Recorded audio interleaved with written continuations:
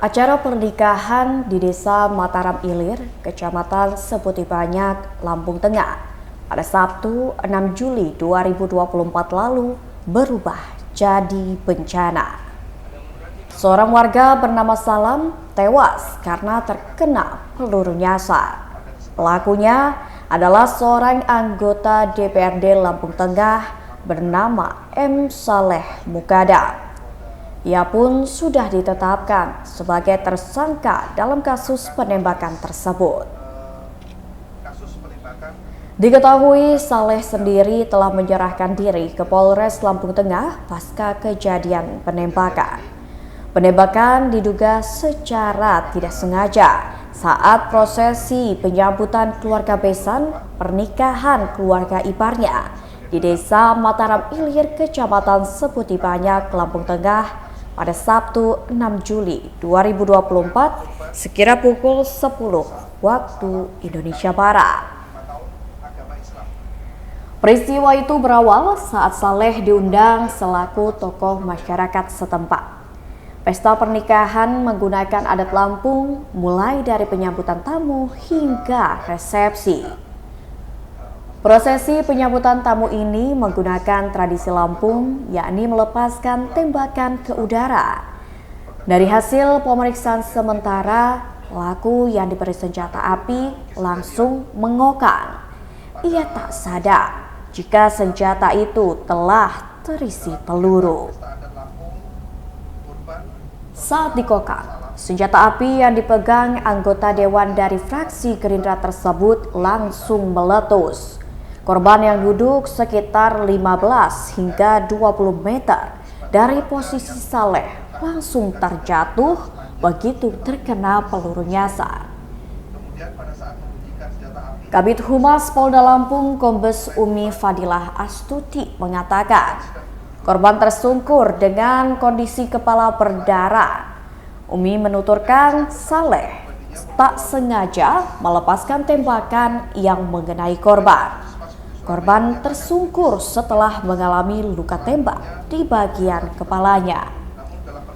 Menurut Umi, tembakan tersebut biasanya dilepaskan ke udara sebagai tradisi proses pernikahan.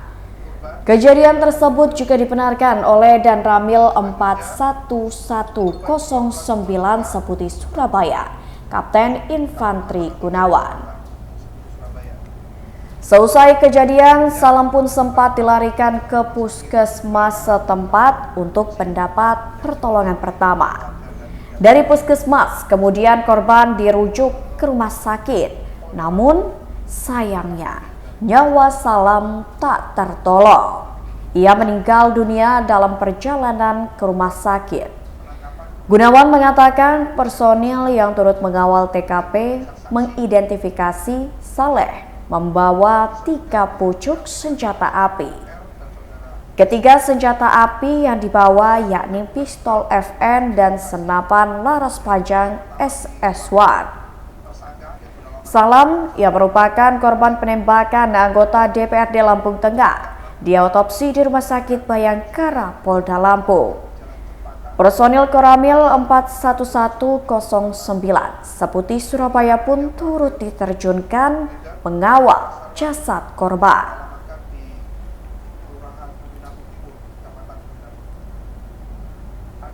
Kapolres Lampung Tengah AKBP Adik Purnomo Sigit mengatakan korban dan pelaku masih memiliki hubungan kekerabatan. Korban Salam merupakan paman pelaku. Andik menjelaskan saat kejadian korban sedang duduk di gorong-gorong. Ketika itulah korban terkena peluru nyasar yang dilepaskan Saleh. Korban mengalami luka di bagian telinga kiri tembus di kening sebelah kanan kepala korban. Ia menambahkan pelaku saat itu membawa senjata api laras panjang dan pistol. Seusai kejadian, tersangka pun sempat membawa korban ke puskesmas terdekat.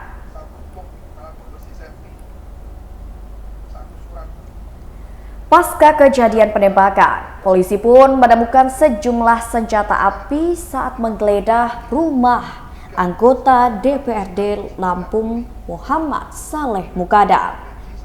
Penggeledahan dilakukan setelah Saleh tak sengaja menembak pamannya bernama Salam, warga Dusun 1, Kampung Mataram Ilir, Kecamatan Seputi, Surabaya, Lampung Tengah.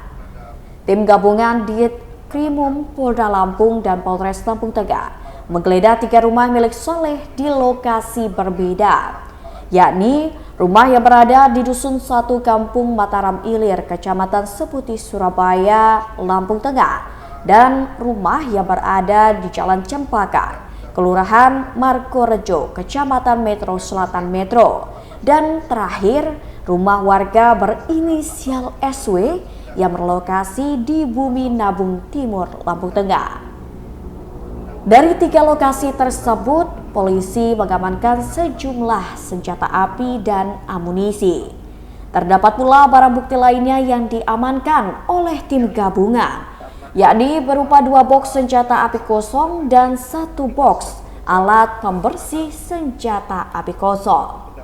Andik menambahkan, keempat pucuk senpi itu bukan senjata rakitan, namun kepemilikan maupun pembeliannya diduga ilegal.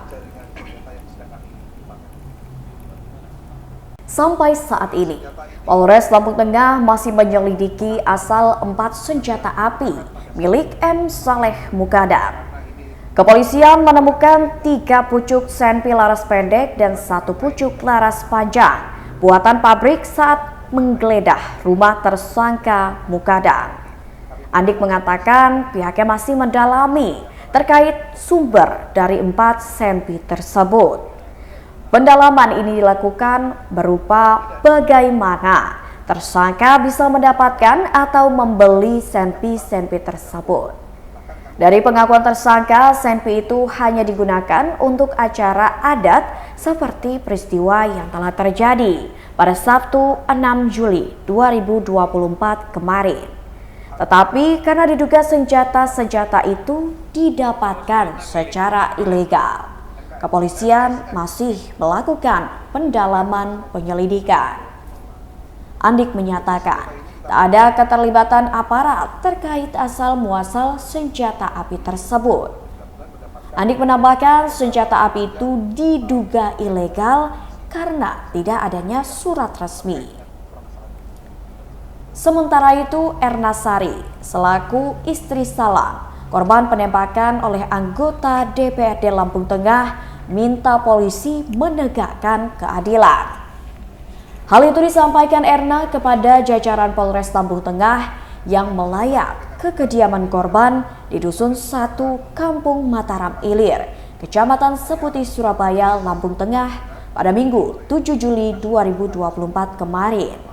Erna meminta Kapolres Lampung Tengah AKBP Andik Purnomo Sigit untuk menegakkan keadilan sesuai pelanggaran hukum yang dilakukan oleh Muhammad Saleh Mukadam, anggota DPRD Lampung Tengah yang melakukan penembakan. Ia mengatakan Salam meninggalkan seorang anak yang masih kecil. Andik mengatakan pihaknya akan bersikap profesional dalam penanganan kasus tersebut. Ia pun turut menyampaikan bela sungkawa atas kematian Salam. Salam bin Karim, 35 tahun, agama Islam. Dengan alamat Dusun 1, Kampung Mataram Ilir, Kecamatan Seputi, Surabaya, Lampung Tengah. Dengan tersangka saudara MSK, maksudnya MSM bin Darwis, 42 tahun, suku Lampung, Islam. Pekerjaan anggota DPRD Kabupaten Lampung Tengah. Adapun kronologis kejadian pada hari Sabtu sekira pukul 10 dalam kegiatan Pesta Adat Lampung, korban saudara Salam sedang duduk di gorong-gorong pada saat kegiatan acara penyambutan pihak desa. Tiba-tiba MSM sebagai warga yang ditokohkan membunyikan senjata api laras panjang dan senjata api jenis pistol. Kemudian pada saat membunyikan senjata api jenis pistol, tiba-tiba mengenai korban yang sedang duduk di gorong-gorong dan jatuh tersungkur ke depan. Selanjutnya MSM bersama supir pribadinya membawa ke puskesmas Seputih Surabaya. Setibanya di Puskesmas Seputih Surabaya dinyatakan kritis oleh pihak medis. Selanjutnya dirujuk ke rumah sakit terdekat. Namun dalam perjalanan memastikan terlebih dahulu keadaan korban di klinik medikal Arta Rumbia. Namun korban dinyatakan meninggal dunia. Selanjutnya korban dibawa pulang ke rumah duka Dusun 1, Kampung Mataram Ilir, Kecamatan Seputih Surabaya. Selanjutnya korban dibawa ke rumah sakit Bayangkara untuk dilakukan otopsi yang diikuti oleh keluarga dan didampingi oleh petugas kita. Polda Lampung membackup kami dari Polres Lampung Tengah, dalam hal ini Diskrimum, melakukan penangkapan pengamanan terhadap saudara MSK, kemudian memeriksa saksi yang disebutkan di TKP, diantaranya saudara R dan saudara SP. Kemudian tim gabungan juga menggeledah 3 lokasi, yaitu yang pertama di rumah tersangka yang beralamatkan di Dusun 1, Kampung Mataram Ilir. Kemudian juga melakukan penggeledahan di rumah tersangka yang kedua yang beralamatkan di Jalan Cempaka, nomor 16, Margorejo, Metro Selatan. Kemudian yang terakhir, penggeledahan di rumah saudara Sarwani yang beralamatkan di Kelurahan Bumi Nabung Timur, Kecamatan Bumi Nabung. Adapun barang bukti yang berhasil kita amankan dari penggeledahan 3 TKP tersebut, diantaranya 1 pucuk senpi jenis Zoraki, 1 buah magazin, 4 buah selongsong amunisi, 1 pucuk senpi laras panjang FNC Belgia, 1 buah magazin, 1 buah tas senjata warna hijau, 1 pucuk senpi HS ditambah magazinnya, kemudian 1 pucuk senpi revolver Cobra, 2 buah magazin, 60 butir amunisi kaliber 5,56 mm, 34 butir amunisi kaliber 9 mm, 2 buah box senpi, 1 box alat pembersih senpi, 1 surat keanggotaan shooting club, 4 butir selongsong amunisi kaliber 5,56 mm, 3 butir selongsong amunisi kaliber 9 mm, kemudian 1 buah peci, 1 helai celana panjang milik saudara MSM. Kemudian perlu saya sampaikan di sini juga bahwa tadi malam hasil autopsi terhadap korban didapatkan informasi sementara bahwa peluru menembus kepala bagian kiri, bawah telinga kiri menembus bagian dalam kepala hingga keluar di pelipis kanan. Nanti untuk hasil resminya kita gelar perkara untuk menentukan tahap selanjutnya. Dan sudah didapatkan bahwa MSM ditetapkan sebagai tersangka dengan persangkaan pasal 359 KUHP, pasal 1 dan Undang-Undang Darurat Nomor 12 Tahun 51 dengan ancaman hukuman 5 tahun dan 20 tahun. Demikian, karena kejadian baru kemarin, kita mendalami saksi-saksi dan lain-lain, kita sedang mengejar dari mana pelaku mendapatkan senjata tersebut. Ada mengerucut nama-nama, tapi tidak kami sebutkan karena dalam pengembangan. Pencarian dari mana, pembelian itu dari jaringan senjata yang sedang kami kembangkan. Digunakan untuk apa, Bang? Senjata ini kalau pengakuannya hanya digunakan pada saat pegawai, tapi karena ini tanda kutip sekali lagi ilegal, dari surat menyurat dan lain-lain tidak kita dapatkan, maka patut diduga dan lain-lain untuk sebagai tindak pidana lain. Makanya sekali lagi kami mendalami pasal yang kami kenakan di sini, diantaranya kepemilikan senjata api ilegal. Apa dia tergabung ke anggotaan organisasi menembak? Tidak ada. Jadi atas nama yang bersangkutan memang tidak terdaftar ataupun tergabung. Bahkan kami sudah berkoordinasi dengan Direktorat Intelijen terhadap kepemilikan senjata api yang ada di Lampung ini, bahwa yang bersangkutan tidak terdaftar memiliki ataupun anggota lembah olahraga, tidak masuk di sana. Semua senjata milik MKS, Bang ya? MSM. MSM. Jadi senjata ini MSM. di TKP dibawa semua sama pelaku itu. Jadi senjata ini kita peroleh, kita kembangkan dari penggeledahan 3 tempat tadi. Jadi dari 3 tempat tadi, tim gabungan mendapatkan senjata laras panjang, senjata laras pendek, dan amunisi, serta BB-BB yang terkait dengan permasalahan ini. Sebelum terjadi Ketika seperti ini, tanda kutip, harus mempunyai senjata, tidak. Tetapi bisa digantikan dengan petasan dan sebagainya. Dan di tempat-tempat lain pun, di Lampung Tengah ini sudah friendly, jadi tidak lagi menggunakan senjata. Kalau dulu mungkin konon ceritanya seperti itu, tapi sekarang sudah digantikan dengan petasan yang mungkin mempunyai suara yang sama. Demikian. apakah akan ada tersangka-tersangka baru Bang? Betul sekali. Jadi dari perkara ini atau dari kasus ini nanti kita kembangkan diantaranya kepemilikan senjata, kemudian asal muasal senjata, kemudian juga mungkin hal-hal yang semuanya terkait dengan masalah ini akan kita kembangkan. Tapi keseluruhan senjatanya bukan rakitan ya? Kalau kita lihat di sebelah kanan, jadi bisa dilihat rata-rata ini adalah senjata pabrikan, bukan senjata rakitan, senjata pabrikan. Kalau dilihat dari senapan yang laras panjang itu sepertinya SS1, itu apakah mereka mendapatkan dari PT Pindad atau seperti apa ini Bang? Nah, seperti itu tadi saya sampaikan tadi, kalau dari keterangan ini masih dari oknum ke oknum, tapi yang jelas kita lihat fisiknya senjatanya dan bentuknya, kita perlu pendalaman dari saksi ahli dan lain-lain. Yang jelas register dan lain-lain tidak ada, tapi lebih detailnya nanti akan kami dalami khusus masalah senjata, kepemilikan dan lain-lain. Ada keterlibatan anggota? Sejauh ini dari keterangan saksi dan lain-lain tidak ada keterangan ataupun tidak ada keterkaitan dengan anggota baik TNI maupun Polri dalam kasus ini. Keluarin.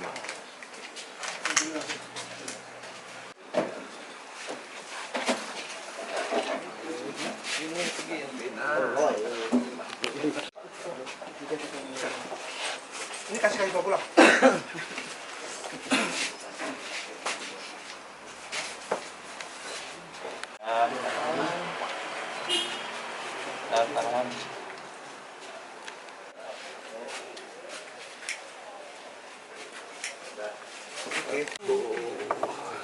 Jadi memang dibawa dari rumah ya Pak?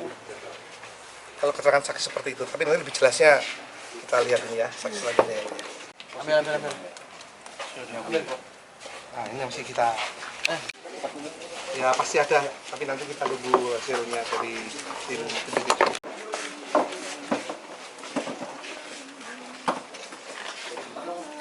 Rektor.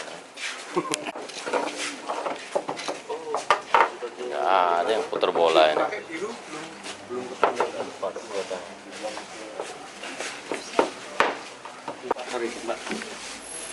Mundurin Pak. Gue jangan kesini guys. Iya, buat itu. Ini. Siap.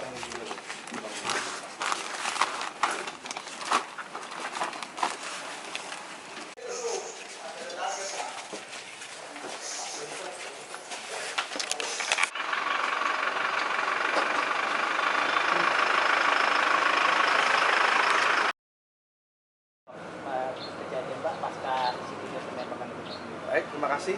Kami tadi mendatangi TKP, tepatnya mendatangi rumah korban. Yang pertama tujuannya untuk menyampaikan bela sungkawa, yang kedua memberikan bantuan dari kami, dari Polres pada warga kami yang kena musibah. Bisa kita lihat di sana tadi, dari jarak TKP ke rumah korban kurang lebih 50 meter. Kemudian memang yang diundang di sana itu rata-rata adalah keluarga.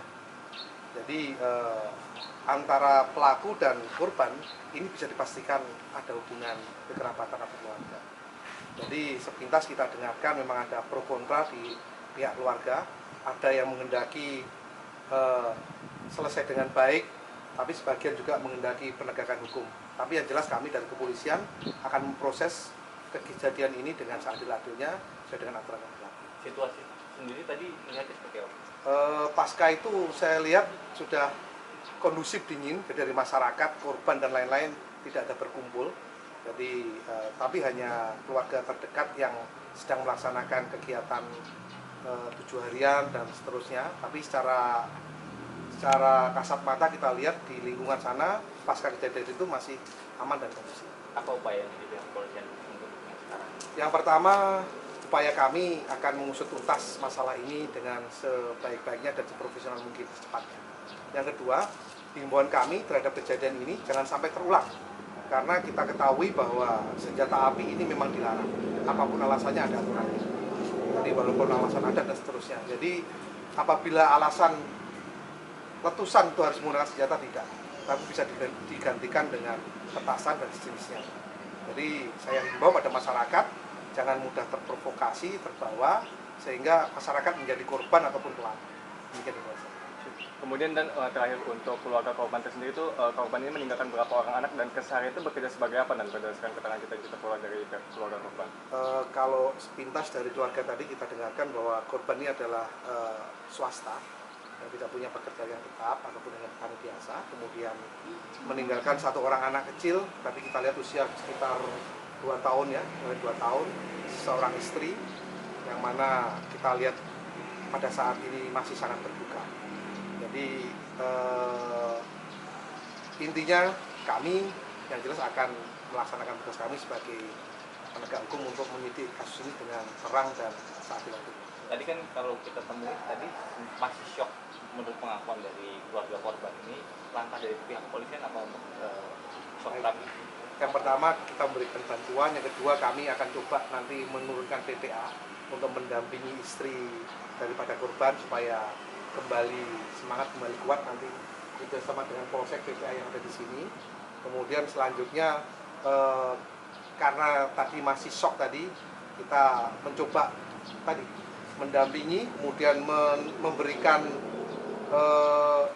psikologi ya untuk memberikan penguatan terhadap untuk menyembuhkan trauma healing daripada keluarga korban. Selepas kepergian Salam, apa pesan keluarga untuk kita, Pak, sebagai penegak hukum, Pak? Tadi saya sampaikan ada yang kakaknya itu menyampaikan bahwa kami menerima ini sebagai musibah. Tetapi begitu kita masuk ke dalam, ketemu dengan keluarganya, masih ada duka yang sangat mendalam. Memohon supaya seadil-adilnya. Tapi sekali lagi kami sebagai polisi profesional akan menempatkan posisi kasus ini sebagaimana yang seharusnya, apa berbuat apa dan bertanggung jawab sesuai dengan yang dilakukan. Biasanya kalau upacara adat itu harus dilengkapi dengan surat izin keramaian. Surat izin keramaian itu ada tercantum di sana atau tidak, izin menggunakan letusan atau apa. Karena di dalam izin keramaian itu kan jelas terdapat artinya jumlah peserta, siapa saja yang undangannya itu. Nah, kemudian kira-kira dia mempergunakan letusan atau tidak. Nah, itu yang perlu ditelusuri. Ketika mempergunakan letusan, nah itu berarti diizinkan atau tidak, karena itu nanti dilihat di dalam surat izin yang diberikan oleh pihak kepolisian. Nah, kemudian kalaupun itu tadi yang mempergunakan letusan, itu apa syaratnya? Apakah itu bentuk senjata api atau itu memang mercon atau apa? Nah, itu saja.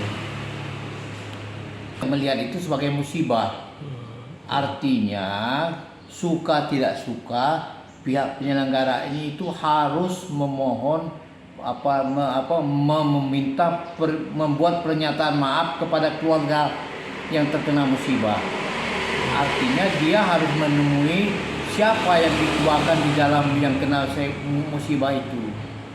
Persoalan pertama, memang diizinkan untuk mempergunakan suara letusan, apakah itu senjata api atau mercon. Nah itu kan. Kemudian yang jadi persoalan ketika mempergunakan senjata api mempunyai izin. Itu yang jadi persoalan.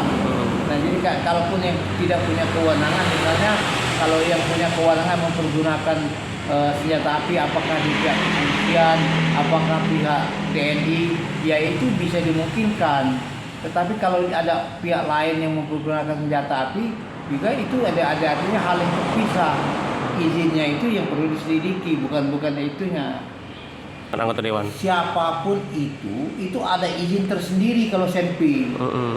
Nah itu artinya kewenangan polisi untuk menyelidiki izin, apakah izinnya memang digunakan atau tidak.